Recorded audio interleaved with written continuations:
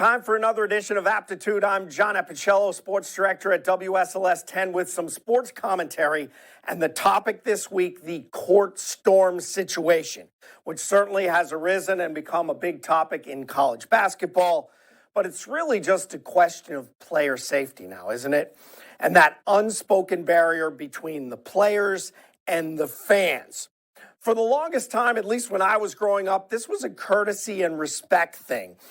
You didn't place yourself inside that playing surface or that arena, if you will, with the athletes unless you were one of them. It's kind of a sacred issue. You don't cross that line. But as with a lot of things in our society today, things are changing. That line has blurred, if not gone away entirely. And certainly that sacred area no longer exists. A couple of incidents brought all this to light. The issue, obviously, most recently is the one with Wake Forest and Duke, right? Wake Forest upset Duke. The court storm caught Duke star Kyle Filipowski, their star 7-0 center, in the middle of it, hobbling him. He hurt his ankle following a fan collision. He was trying to exit. They couldn't get him off the court. Duke coach John Shire has already spoken out against it.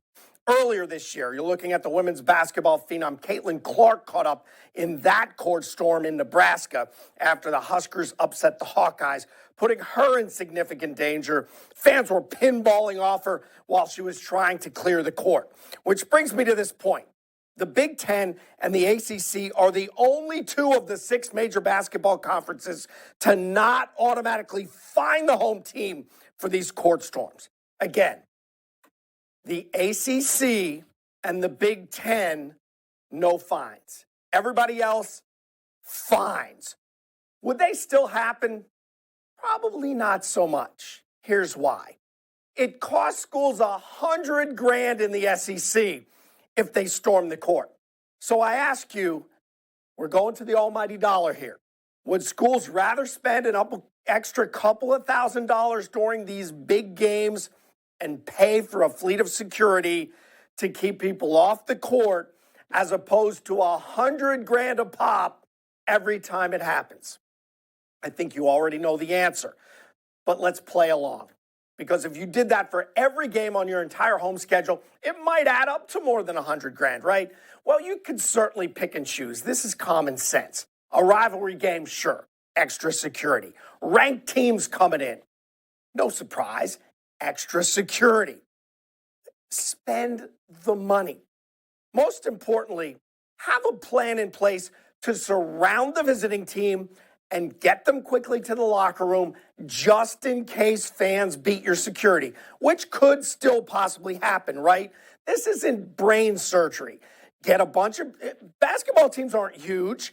Get a bunch of people around the team, rush them out, get them to the locker room safely. Everybody's okay. And then if anything happens after that, it's the fans and the fans, right? The players are off the court. Now, in my humble opinion, the ACC and the Big Ten need to catch up and catch up in a hurry. Because the first serious injury that occurs because of one of these situations will mark that conference forever. But that's just my opinion. I've been wrong before.